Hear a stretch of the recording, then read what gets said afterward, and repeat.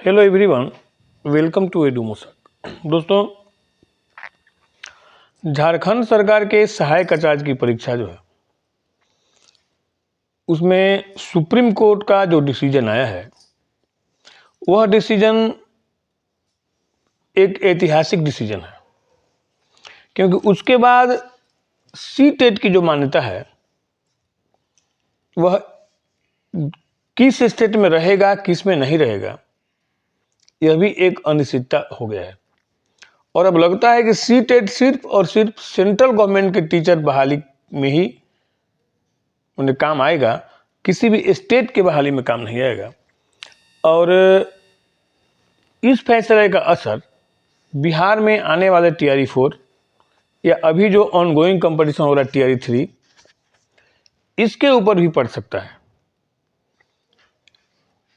तथा जो मैंने बात माननीय न्यायालय के सामने रखा गया था उसको अगर ध्यान से देखिएगा, उसका ध्यान गहराई से अगर अध्ययन कीजिएगा तो आपको लगेगा कि बिहार में जो टीआरई 2 की जो बहाली हुई है उसमें भी कहीं ना कहीं कोई ना कोई गड़बड़ी है और उसमें भी कुछ सुधार की आवश्यकता है। आइए इन सारे चीज़ों को देखते हैं, लेकिन उससे पहले यदि आप मेरे चैनल पर नए हैं तो प्लीज़ मेरे चैनल को लाइक, शेयर और सब्सक्राइब अवश्य करें ताकि आने वाले वीडियो का लिंक आपको मिलता रहे। आइए मैं दिखाता हूं आज के न्यूज़पेपर में कि क्या निकला है। ये देखिए ज़रा कि निकला है कि सुप्रीम कोर्ट ने झारखंड हाई कोर्ट का आदेश किया रद्द।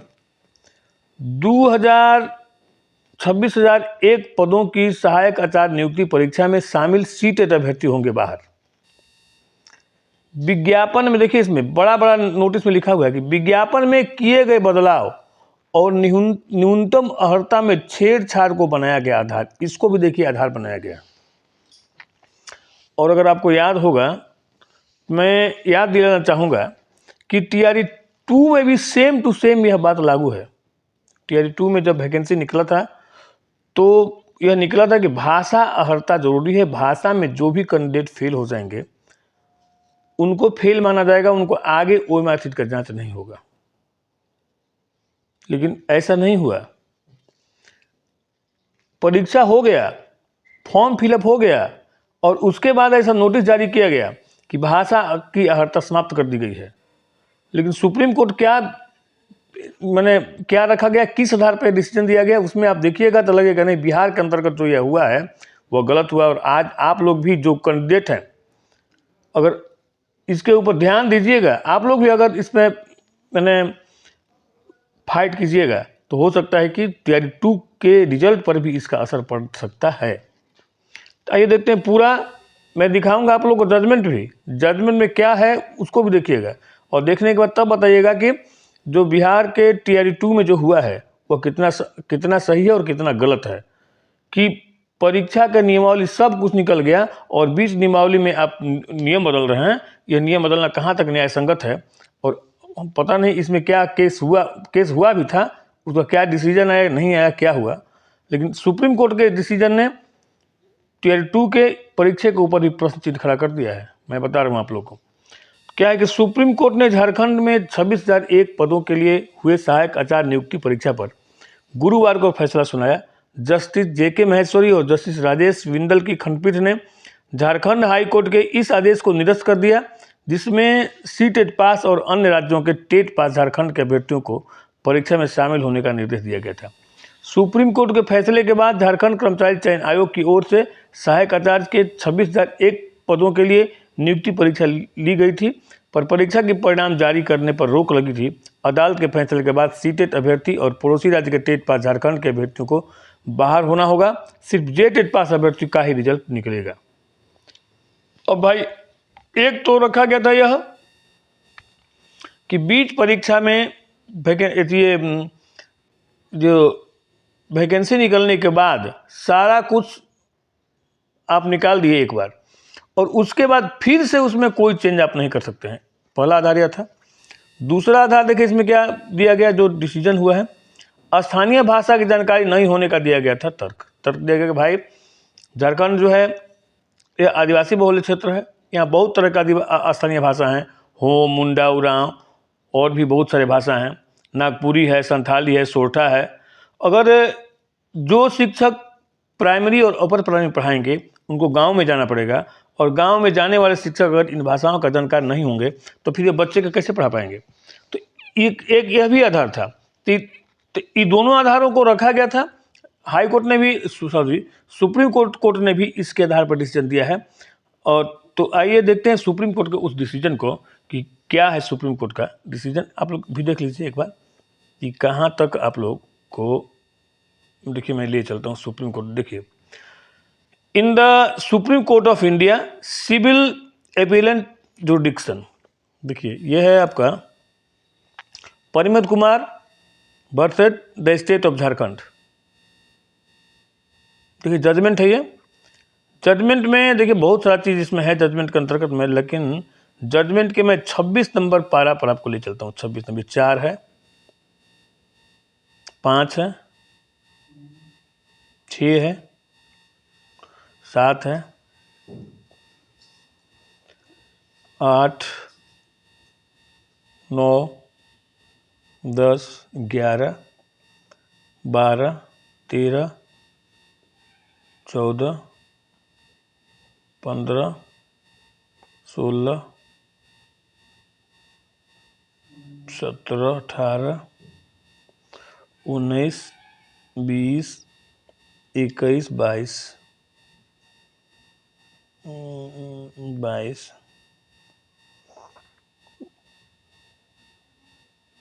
22 के बाद है 23, 24, 25 और 26। देखिए ये है 26। इसमें क्या है इसको तो देख लीजिए।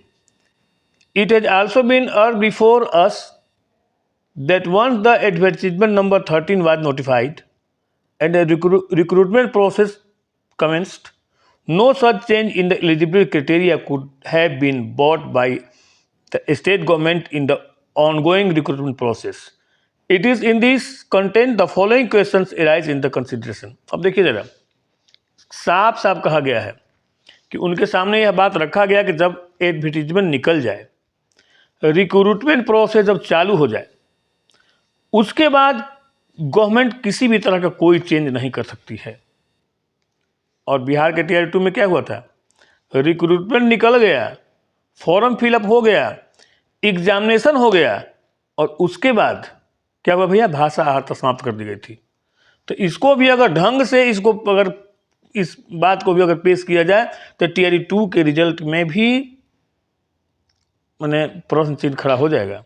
क्योंकि ये देखिए सुप्रीम कोर्ट का डिसीजन है। सुप्रीम कोर्ट का डिसीजन जो होता है पूरे देश के लिए होता है। Further and commencement of the recruitment process on 19/7/2023, that is the date of the advertisement, the private respondents of the appellant post the minimum qualification prescribed in the 2020 recruitment rules. 2022 recruitment rule से जब प्रक्रिया चालू हो गई, उसके बाद minimum जो qualification mark था उसको पॉज कर दिया गया था, जो कि गलत है। Further the interim order date 25/7/2023 and the important judgment passed by the high court based on the concession of the Advocate General of the state would amount of the change of the rule of the game after commencement of recruitment process. Recruitment process में game का rule change नहीं कर सकते हैं। अगर match शुरू हो गया तो मैच के बीच में आप गेम का रूल नहीं चेंज कर सकते हैं। गेम का रूल जो भी चेंज बनाना है रिक्रूटमेंट शुरू होने से पहले बनाइए, और जब हो गया तो उसको चेंज आप नहीं कर सकते हैं। Feather in term of the section 23(2) of the RT act and para 10 of the NCT guideline dated 11/2/2011, how far the state government can change the eligibility criteria and the impugned judgment recording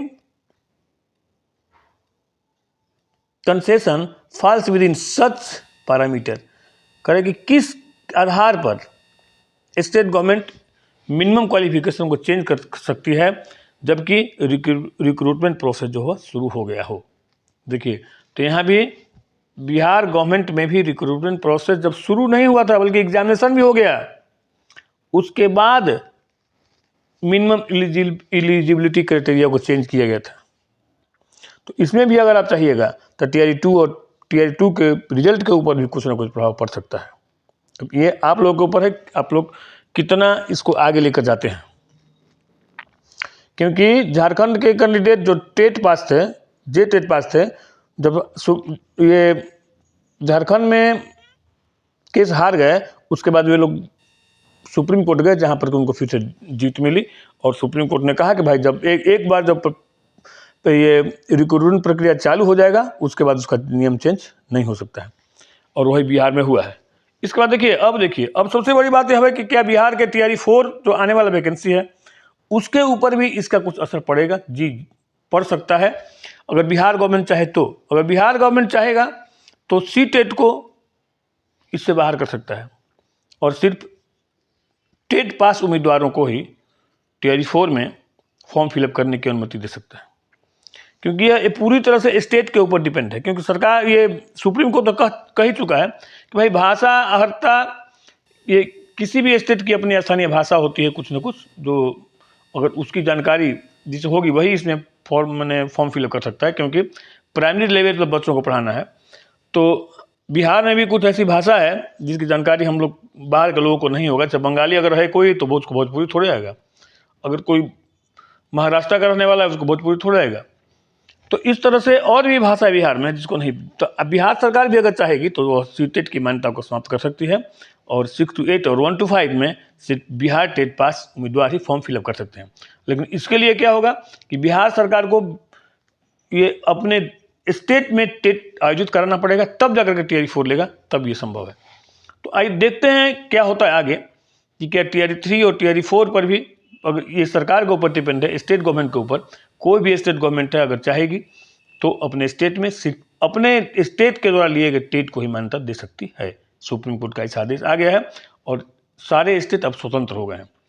तो अगर यह video आपको अच्छा लगा हो तो इसे like, share और सब्सक्राइब अवश्य करें और मेरे साथ वीडियो पर बने रहने के धन्यवाद। आपका दिन शुभ हो।